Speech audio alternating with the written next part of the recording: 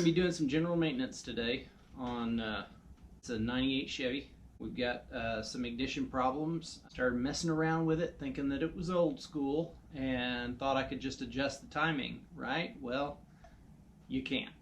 We're trying to tidy some stuff up, clean some stuff up so that it'll run a little bit smoother, and probably throw a distributor in later. So hang on and check out what we're doing.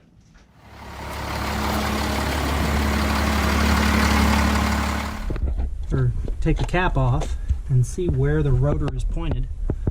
Make note of that. And then the trick is to put the old one back in, or the new one back in where the old one was. And then it doesn't mess up your timing too bad. But you also need a special scanner to be able to set the camshaft retard offset or something like that. But you got to have a special scanner, or you have to have a scanner and an Android app, which is what I finally found, that will pick that up. And don't drop your screws. Okay, so it's pointed to that back corner right now, but I may turn it around so that I can kind of mark it a little bit better. If your wires aren't marked, you can mark them because the cap is marked with the corresponding number of cylinder. But if your wires aren't marked with that number of cylinder, then you got to trace them all down afterwards. So you might want to mark each one of these wires before you take it off, and then you'll know where it goes on the new one. So as I pull it up, it rotates a little.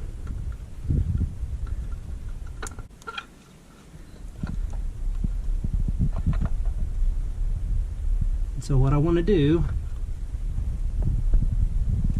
is I want to look at that and the new distributor and make sure that it's the same and it's pointed to that corner before I drop it in.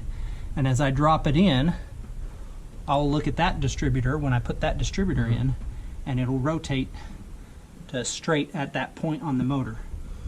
But when I start, I want it to start like this. I'm going to clock it just like that, so that it's the same on this distributor.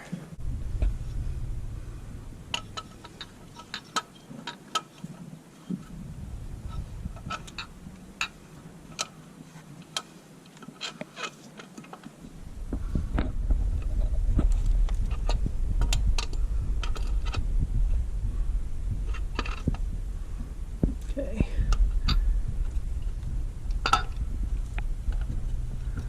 Now it's not seated all the way. That's because the oil pump drive's different. I can feel it's against that cam, it's not rotating. So I want to hold the distributor, and then I want to pull this trigger until it drops down.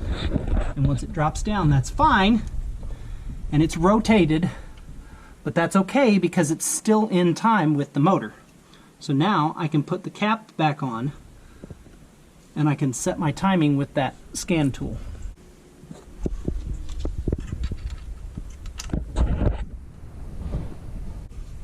And that's a 13 millimeter wrench. I don't want it super tight. I still want to be able to rotate it for when I time the motor. Or right. I can't time the motor if it's tight. If it's tight. And I'm not timing the motor actually, I'm setting the cam offset.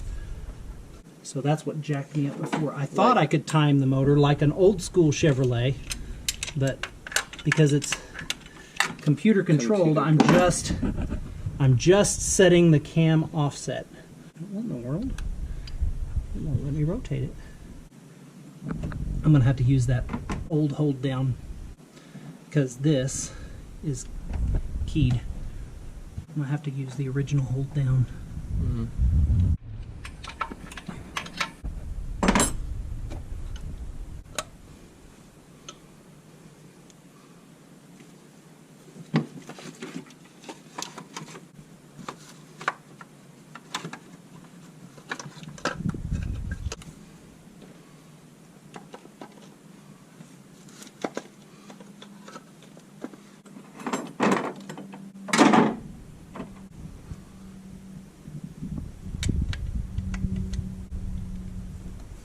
These are a T15 Torx, not Phillips like an old school Chevrolet. T15.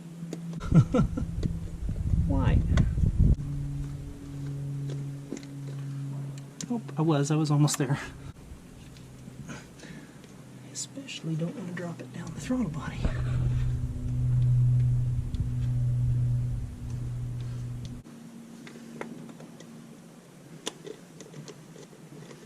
This should make it run so much better. So much better.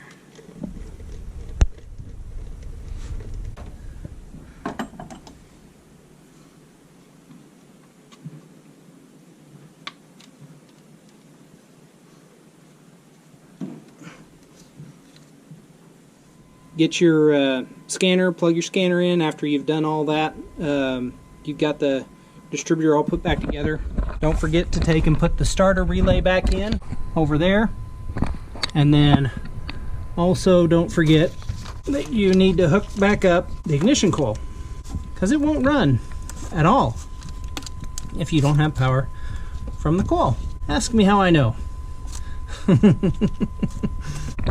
you go. There's the coil.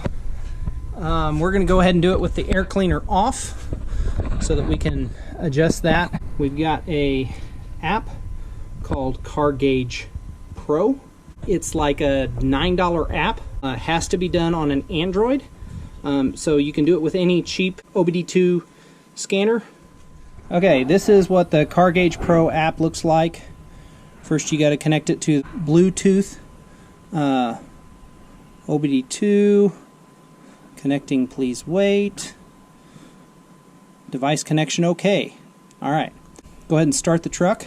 Hopefully it'll run.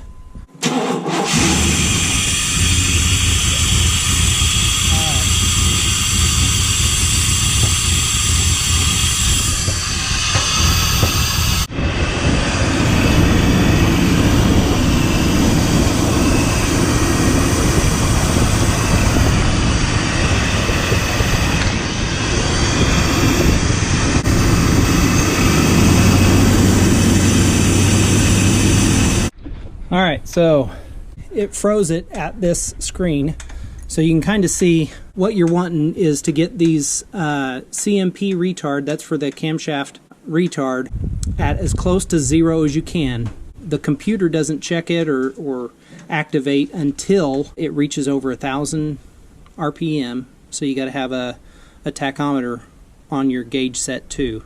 But this is the default in the Car Gauge Pro app. It's a little bit difficult to deal with. It takes a little bit of a learning curve to try and... It's not user-friendly, but once you get through it, you know, like I said, it's like a $9 app. So once you get through sifting through all those features and you can get it to work, it does the feature that you need it to well. All the other stuff like reading diagnostic trouble codes and things like that, I can do with another scanner. And that's much more user-friendly, that works with an iPhone. But this was a cheap way of doing it with an Android so that I could actually set my distributor in. So I hope that helps somebody. Again, we're just doing some general maintenance today and having a lot of fun doing it. So it's a nice day, and appreciate you watching.